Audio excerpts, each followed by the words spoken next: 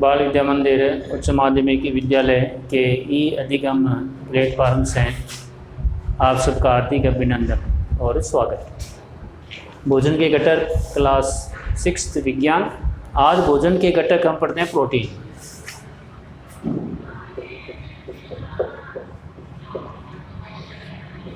इससे पहले हमने कार्बोहाइड्रेट, वसा के बारे में पढ़ चुके हैं। ये सभी भोजन के घटक है, तत्व है। प्रोटीन से हमारे शरीर की वृद्धि होती है, शरीर स्वस्थ रहता है, शारीरिक वृद्धि होती है। शरीर के संपूर्ण जितने भी अंग हैं बराबर बराबर बढ़ते हैं। शारीरिक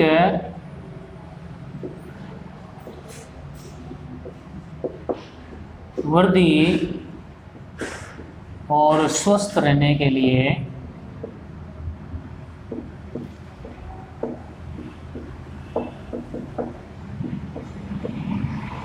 शारीरिक वृद्धि और स्वस्थ रहने के लिए प्रोटीन की आवश्यकता होती है।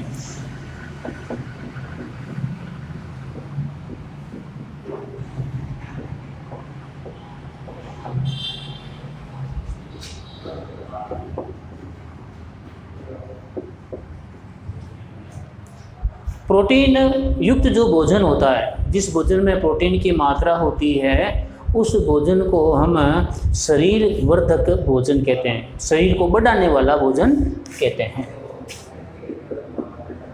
प्रोटीन युक्त भोजन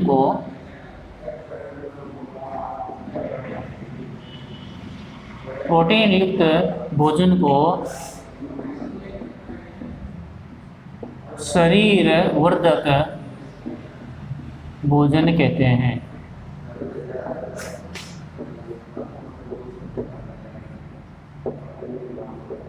यानी जिस भोजन में प्रोटीन की मात्रा होती है उस भोजन को शरीर वर्धक भोजन कहते हैं। वर्धक यानी बढ़ना, शरीर को बढ़ाने वाला भोजन कहते हैं।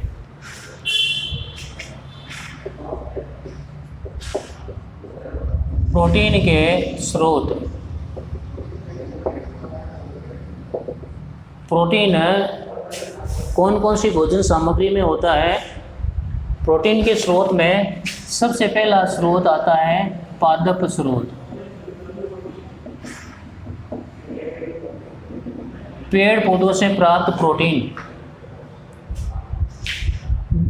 दालें जितने भी है जिनका हम खाने में प्रयोग करते हैं, मूंग की दाल, तुअर की दाल, चना, मटर, सोयाबीन, राजमा, इन सब में प्रोटीन की मात्रा अधिक होती है। तो ये सभी पादप स्रोत कहलाते हैं, पौधों के स्रोत कहलाते हैं। चना, मूंग, तुअर, सोयाबीन, राजमा, मटर, ये सभी जो दालें हैं ये पादप के स्रोत है और इसमें प्रोटीन की मात्रा होती है। जंतु स्रोत यानी जंतुओं से प्राप्त प्रोटीन। जंतु स्रोत में मांस, मछली, दूध, पनीर, ये जो हमें जंतुओं से प्राप्त होते हैं, इसलिए ये जंतु स्रोत है। इनमें प्रोटीन की मात्रा होती है। और अंडा, ये प्रोटीन के स्रोत है और जंतु स्रोत में आते हैं। तो अब आगे बढ़ते हैं विटामिन।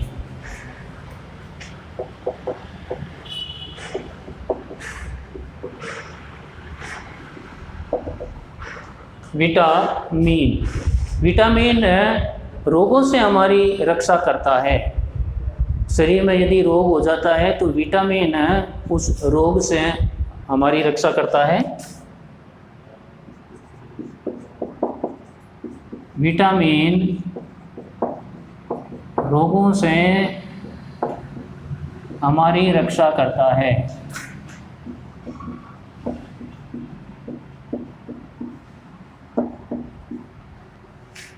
रोगों से लड़ने की क्षमता मिलती है।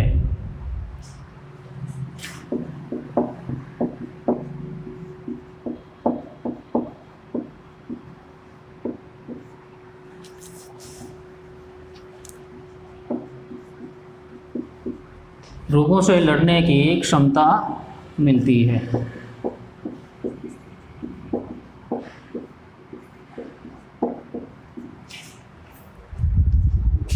विटामिन आँखों के लिए आवश्यक है, हड्डियों के लिए, दांतों के लिए, मसूड़ों के लिए, इन सब के लिए विटामिन आवश्यक है। विटामिन हमारी आँख, अस्थियाँ यानी हड्डियाँ, दांत, मसूड़े को स्वस्थ रखने में सहायता करते हैं।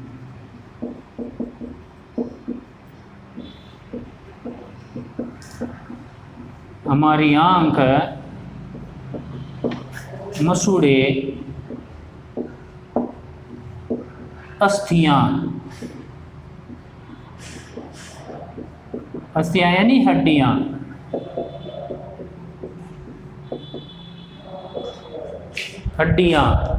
दांत,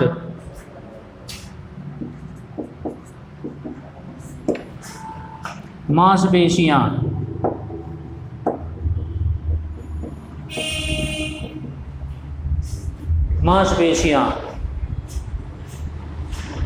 को स्वस्थ रखने में सहायता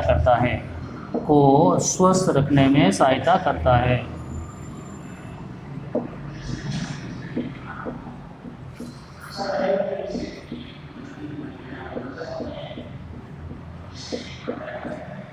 यानी विटामिन के कारण हमारी आंखें स्वस्थ रहती है, मसूड़े, अस्थियाँ, हड्डियाँ, मांसपेशियाँ, दांत इत्यादि स्वस्थ रहते हैं। विटामिन के प्रकार पढ़ते हैं।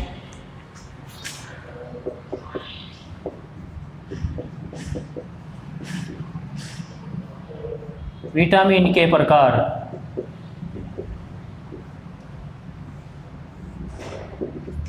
विटामिन कितने प्रकार के होते हैं?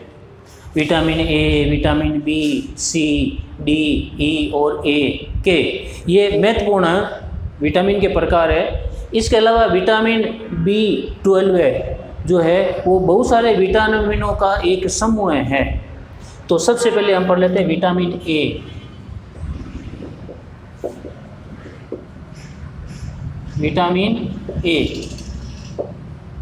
विटामिन ए आंखों से संबंधित है। विटामिन ए की कमी से रतौंधी नामक रोग होता है। रतौंधी में क्या होता है कि रात के समय कम दिखाई देता है, इसको वर्णांधता भी कहते हैं। इसकी कमी से रतौंधी रोग होता है। ये एक दृष्टि दोष है। दृष्टि यानी नज़र, दृष्टि दोष में आता है। दृष्टि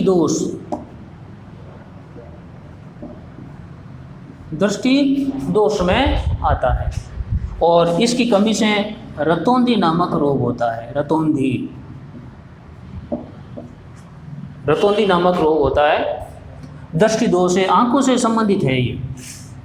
ये आंखों से संबंधित है। अब कौन कौन से सामग्री में विटामिन ए पाया जाता है? आम, पपीता, गाजर और आंवला। आम, पपीता, गाजर और आंवला। आंवला में विटामिन ए की मात्रा पाई जाती है।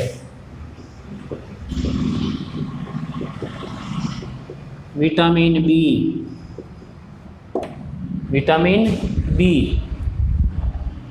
दुर्लभ पेशियां।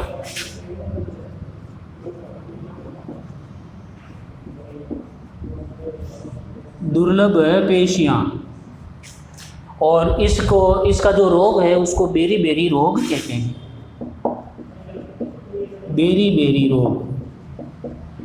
यहाँ मैंने कोष्टक में जो लिखे हैं वो रोग का नाम है। इसकी विटामिनों की कमी से जो रोग होता है वो कोष्टक में लिखा हुआ है। दुर्बल पेशियाँ यानी मांसपेशियाँ दुर्बल यानी कमज़ोर हो जाती है। दुर्बल पेशियां का मतलब होता है कि हमारे शरीर के अंदर जो मांसपेशियां होती है वो कमज़ोर हो जाती है।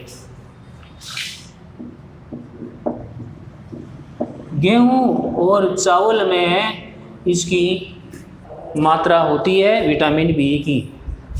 इनके प्रयोग से पेशियां मजबूत होती है।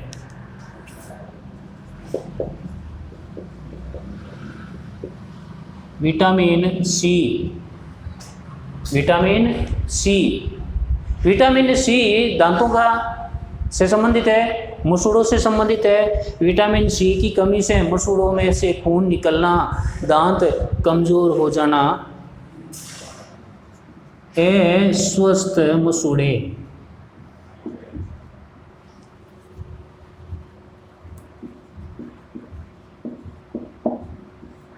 अस्वस्थ मसूड़े, और इसके रोग का नाम है स्कर्वी। मसूड़ों में से खून आना यानी स्कर्वी रोग है। किस किस में ये विटामिन सी पाया जाता है? जो खट्टे फल होते हैं, नींबू, संतरा, ठीक है, मौसमी, आंवला, इसमें विटामिन सी की मात्रा पाई जाती है। संतरा, नींबू, मौसमी, आंवला, इसमें विटामिन सी की मात्रा पाई जाती है। टमाटर,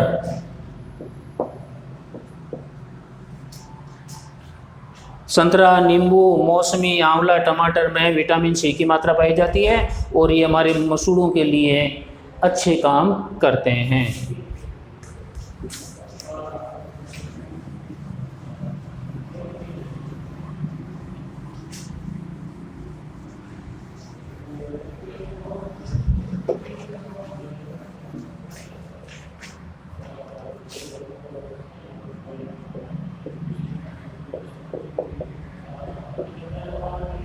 vitamin D, vitamin D, vitamin D जिसमें हड्डियां कमज़ोर हो जाती है। विटामिन डी की कमी से अस्थियां, हड्डियां कमज़ोर होना, अस्थियां कमज़ोर,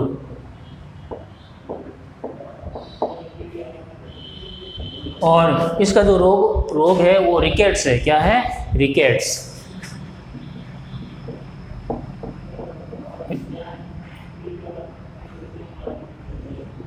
विटामिन डी की कमी से रिकेट्स रोग होता है।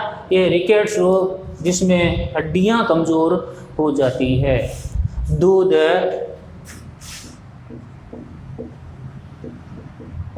सूर्य का प्रकाश, दूध, सूर्य का प्रकाश और अंडे में विटामिन डी की मात्रा पाई जाती है।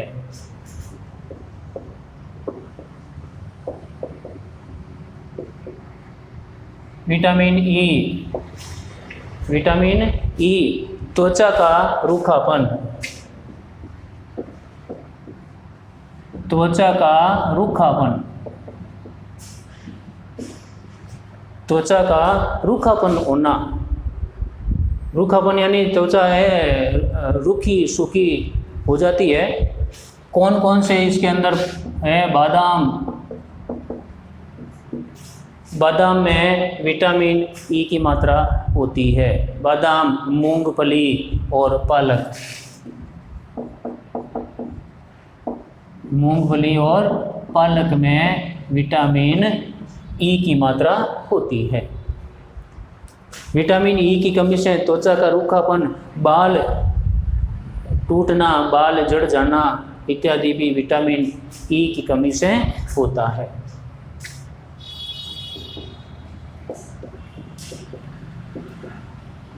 विटामिन के, विटामिन के रक्त का थक्का जमना,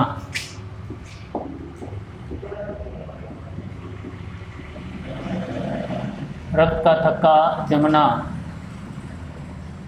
जब चोट लग जाती है तो कई बार आपने देखा होगा कि रक्त है वो निकलता रहता है, इसका मतलब उसमें विटामिन के की कमी है। और रक्त रुक जाता है, स्वतः ही रक्त का थक्का जम जाता है, जहाँ पर चोट लगी उस स्थान के पास रक्त सूख जाता है। ठीक है, रक्त सूख जाता है तो वो चोट वाले स्थान को बंद कर देता है, तो हम कहते हैं रक्त का थक्का जम गया। तो विटामिन के की जिसमें मात्रा होती है, चोट लगने के बाद रक्त ज़्यादा नहीं निकलता। पत्ता गोभी, पत्ता गोभी में विटामिन के की मात्रा होती है। पालक, चुकंदर, चुकंदर में विटामिन के की मात्रा होती है। तो विटामिन तक हमने पढ़ लिए हैं, अब हम पढ़ते हैं खनिज लवण। खनिज लवण, खनिज लवण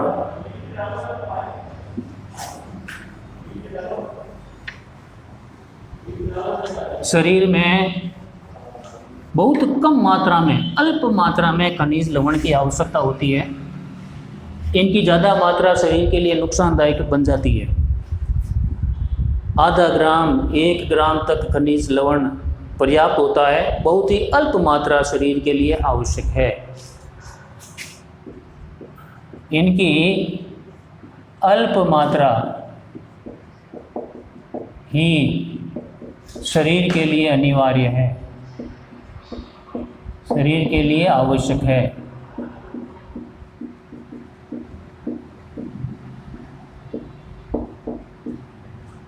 कौन कौन सी खनिज लवण है वो भी लिखेंगे। आयोडीन, जो नमक में मिलता है, नमक आयोडीन युक्त होता है, उसमें आयोडीन की मात्रा होती है, बहुत ही अल्प मात्रा होती है। फास्फोरस,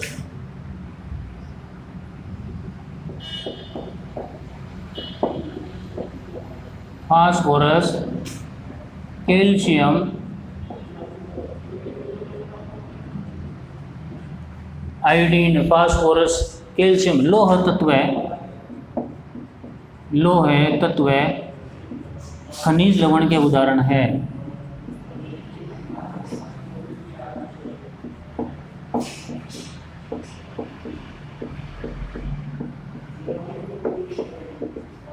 लोह तत्व पालक में पाया जाता है, कैल्शियम दूध में पाया जाता है, फास्फोरस सेव में पाया जाता है, लोह तत्व भी सेव में पाया जाता है।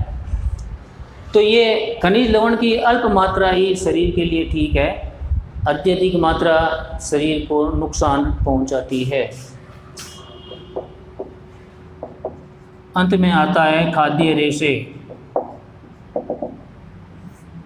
खाद्य रेशे, भोजन में कुछ ऐसे पदार्थ होते हैं जिसमें रेशों की मात्रा होती है।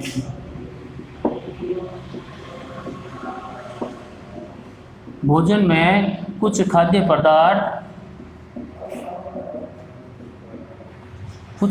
पदार्थ ऐसे होते हैं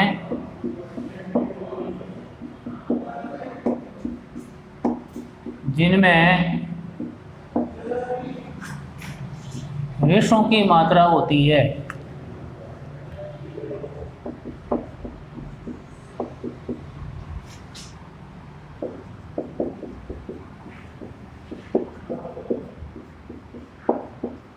ये जो रेशे होते हैं वो खाद्य रेशे होते हैं। जैसे पत्ता गोभी में, पत्ता गोभी खाद्य रेशे का एक पदार्थ है। पत्ता गोभी में खाद्य रेशा पाया जाता है।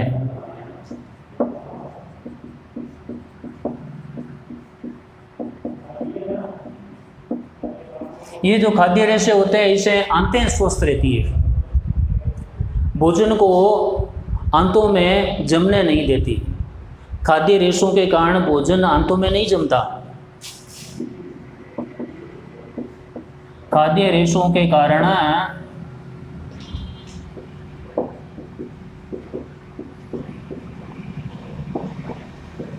भोजन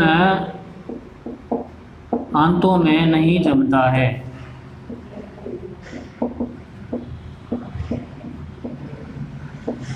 यानी नहीं जमता, इसका मतलब आंतें स्वस्थ रहती है। तो बच्चों ये सभी जानकारी आप अपनी कॉपी में, नोटबुक में लिखना है। आप घर पर सभी स्वस्थ रहें, सुरक्षित रहें। धन्यवाद।